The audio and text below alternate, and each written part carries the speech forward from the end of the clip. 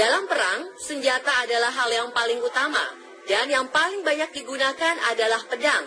Pedang pertama kali muncul pada zaman perunggu, ketika itu terbuat dari tembaga dan ditemukan di situs Harappa di Pakistan. Pedang abad pertengahan dibuat dari besi dan baja, dan sejak itu mulai diproduksi massal dan digunakan dalam pertempuran.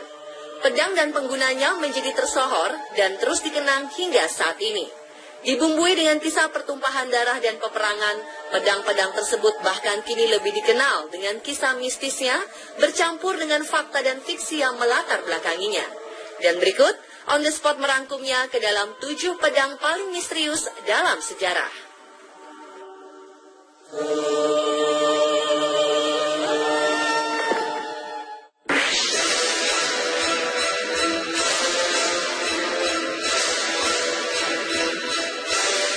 Di kalangan umat Islam, banyak yang menganggap pedang Zulfikar adalah pedang paling legendaris yang pernah ada. Asal-usul pedang ini sendiri seperti halnya legenda yang lain, yang ini memiliki banyak versi. Ada yang menyatakan pedang Zulfikar adalah peninggalan dari Nabi Daud alaihissalam yang akhirnya jatuh ke tangan Nabi Muhammad SAW. Sementara ada pula yang menyatakan bahwa pedang ini didapat Rasulullah sebagai rampasan saat perang Badar. Namun yang pasti, pedang ini akhirnya diberikan oleh Nabi Muhammad SAW kepada Ali bin Abi Thalib karena ia merupakan salah satu prajurit Muslim terbaik kala itu. Dan di tangannya lah pedang ini menjelma menjadi senjata maut yang membuat ia ditakuti musuh-musuh Islam. Itulah sebabnya mengapa kemudian banyak pemeluk Islam memberi nama anak mereka dengan sebutan Zulfikar sebagai harapan agar putra mereka menjadi seorang yang kuat dan pemberani seperti Ali bin Abi Thalib dan pedangnya.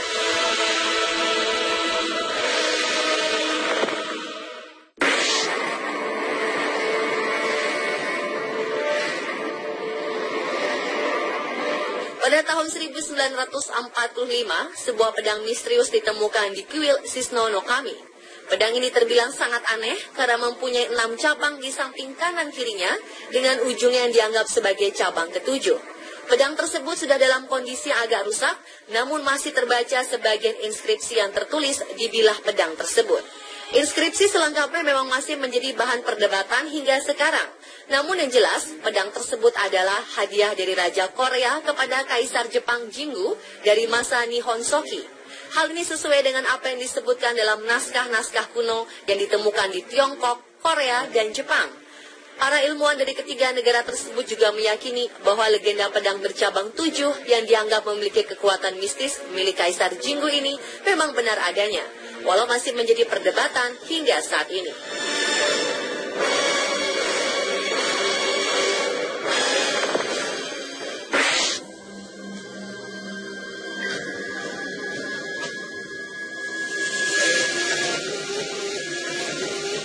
Legenda menyebutkan bahwa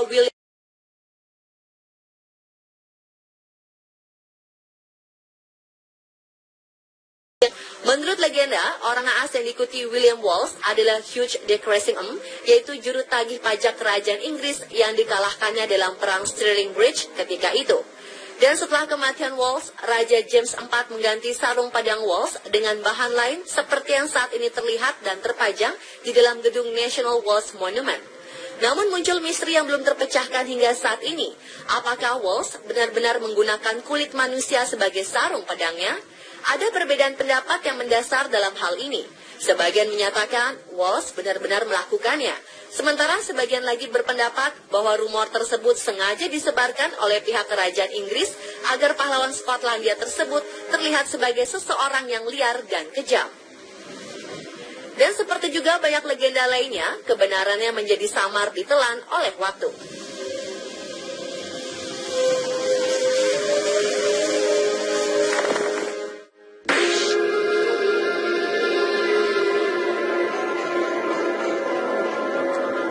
Legenda pedang yang menancap dalam batu seringkali dihubungkan dengan legenda King Arthur dari Inggris. Namun pedang yang satu ini tidak berada di Inggris, melainkan di Italia, tepatnya di Capel Montesiepi, Tuscany. Diketahui orang yang menancapkan pedang itu adalah Galgano Guidotti yang lahir pada tahun 1148.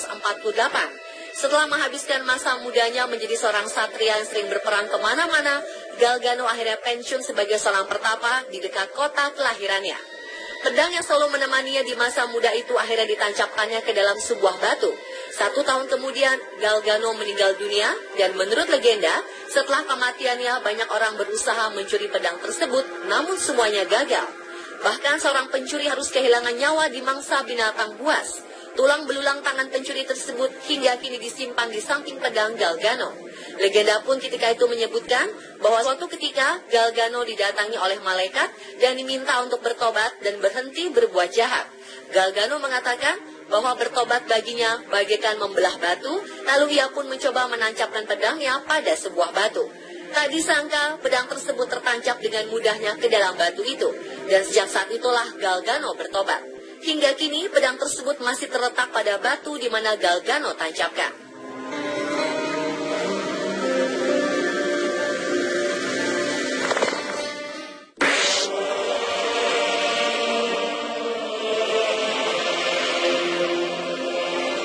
Masamune adalah seorang pembuat pedang dari Jepang yang dianggap sebagai salah satu yang paling hebat dalam sejarah.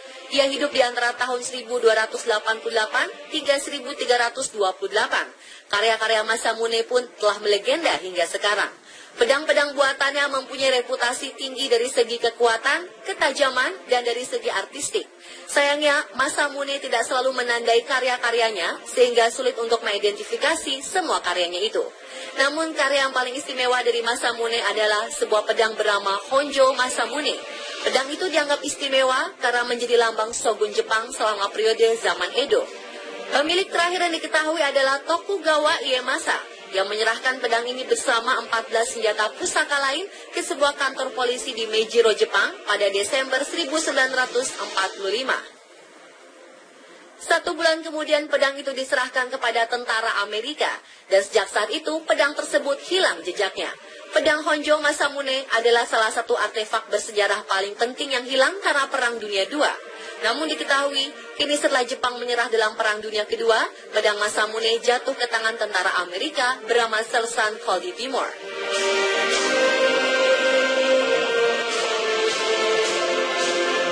Tahun ditemukan tetap awet dan tak berkarat. Selengkapnya hanya di On The Spot.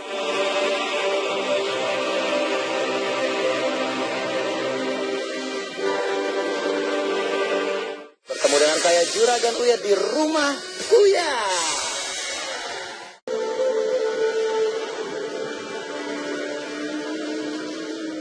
Pedang Gojien memang telah menjadi sebuah misteri. Pada tahun 1965, pedang legenda ini ditemukan di sebuah situs pemakaman kuno di Tiongkok. Dan saat itu para arkeolog memperkirakan umur pedang Gojien lebih dari 2000 tahun. Walaupun telah berusia 2000 tahun, pedang Gojien tetap awet dan tidak berkarat, bahkan masih terdapat noda darah pada ujungnya.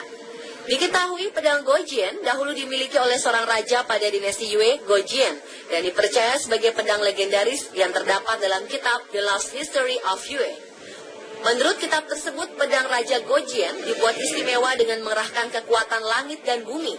Saat ini pedang tersebut dikenal dengan sebutan The Bronze Sword of Gojien.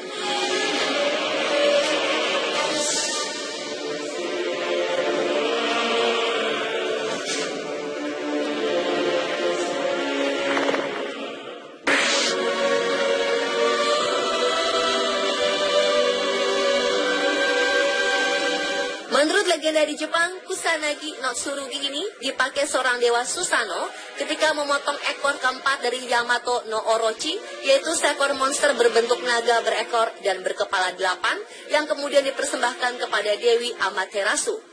Dan menurut berbagai sumber, pedang ini disimpan rapat-rapat di Atsuta Shrine atau kuil Atsuta. Namun hingga saat ini belum ada orang di luar kuil kecuali kaisar yang pernah melihat pedang ini. Dalam anime fiksi, tak banyak yang membawa pedang Kusanagi no Tsurugi ke dalam ceritanya. Mungkin karena kurangnya informasi tentang pedang tersebut, sehingga bentuknya asli pun tak diketahui dengan pasti. Namun dalam cerita anime Naruto, diceritakan bahwa pedang Kusanagi no Tsurugi ini dimiliki oleh Orochimaru, seorang ninja Sannin legendaris Konoha. Walau hanya sebatas dalam cerita fiksi anime, informasi mengenai pedang Kusanagi no Tsurugi ini masih belum ada kepastian yang sebenarnya, sehingga pedang Kusanagi no Tsurugi dijuluki sebagai pedang legendaris yang penuh misteri.